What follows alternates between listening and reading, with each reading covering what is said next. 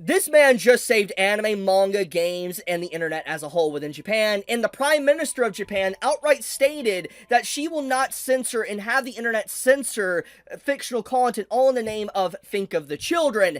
This is legitimately such an amazing moment and good news to cover, because it's the exact opposite of what we've been seeing in the last 8 to 9 months from Western countries. As we all know, in the last 8 to 9 months, censorship of the internet has been relatively worse, to where you have the UK putting these draconic laws to where, like, if you even post the wrong meme, you could be arrested for it. You have, age verification on Discord, Spotify. You have Microsoft, Minecraft, all sorts of random different apps, random different sites, forcing in age verification just to have an operating system. For instance, if you want to log into Windows, Linux, or whatever, you need to age verify yourself with face scanning technology or digital ID. We have seen the rampant invasion of privacy and censorship, and all these different companies, all these different governments, they are individuals that like to harp on and say the reason why we're doing this is because you need to think of the children, you need to protect the children. But everybody that's been paying attention knows it's not about that. It's about control. It's about gaining power over you, being able to censor you, know what you're doing at any given time, make money off you by selling your data,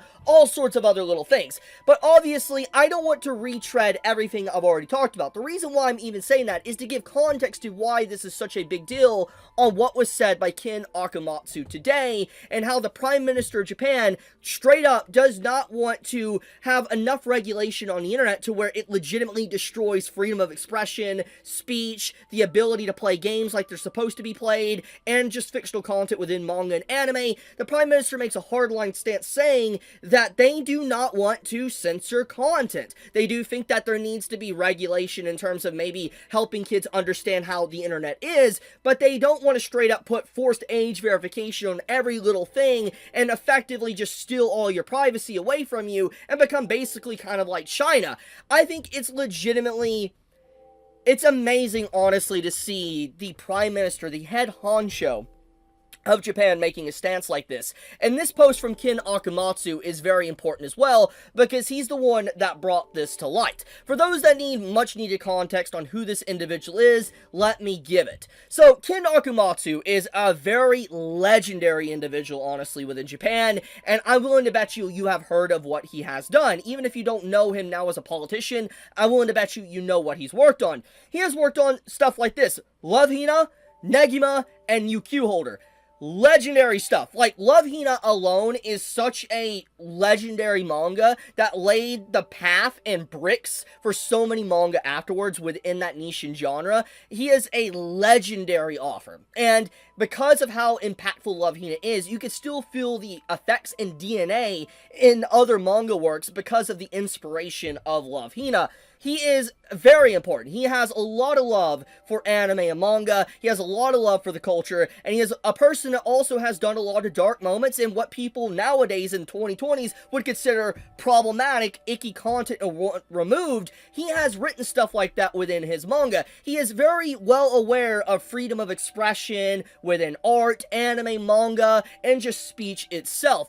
And for a very long time, ever since he became a politician in the 2010s, he has been fighting for the freedom of expression, for anti-censorship of fictional content. It's been one of his big driving forces, and he is actually one of the big voices within the community, especially from Japan, that was giving the canary in the coal mine warning flags on what payment processors were doing to different manga sites within Japan. He was one of the main frontline fighters calling out Visa and MasterCard, censoring all these different doujin sites, censoring certain tags, censoring random manga, taking sites offline, bullying Japanese sites. He is someone that has been a massive voice fighting back against that, these overreaching Western companies trying to censor Japan. So he is someone that has always had this stance for a very long time, decades, fighting back against censorship of fictional content. So when he made this post today, it's incredibly important to understand why he made this. He's making this to reassure everyone that what the Prime Minister is trying to do is keep freedom of expression alive and well, uncensored, But the Prime Minister does want regulation, but regulation not as in verification of age for ID or face scanning, but verification as teaching children how to properly use the internet, or teaching children how dangerous the internet is. Actually trying to probably teach parents how to parent. It's just such an insane thing that seems just like an obvious solution that Japan is doing here that nobody in the West actually can follow suit with, because parents just are too freaking lazy and don't want to do their job.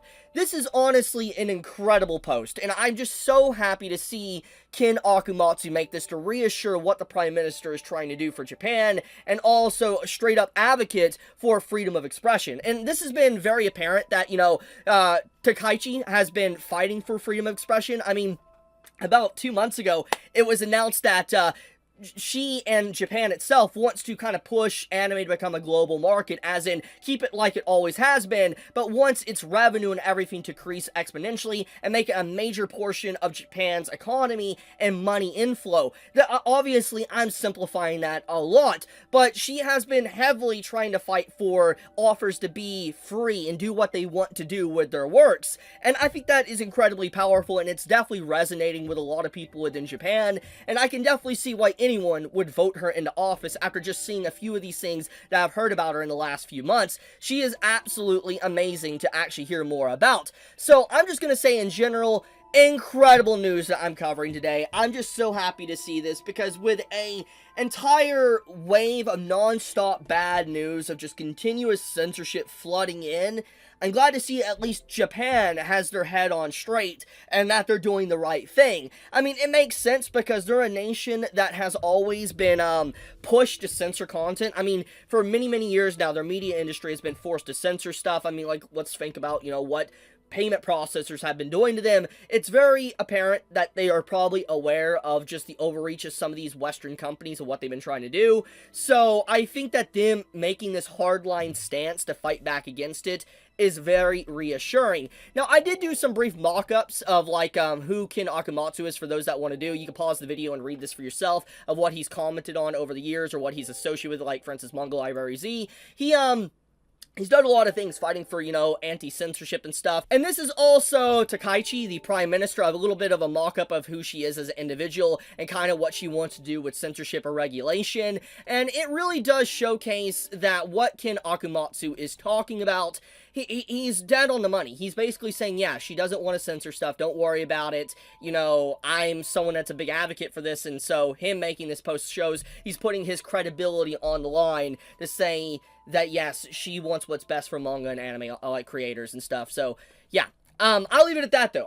I wanted to talk about this. I thought this was very, very important. Probably some of the most important news I could cover today, because obviously, usually I'm covering some doom and gloom stuff, but this is actually some really good news. It's the continuation of anime trying to remain as it always is, as anime. Anime is made for the Japanese. Manga is made for the Japanese. Keep anime and manga Japanese. And it seems like that message is really ringing through as of late.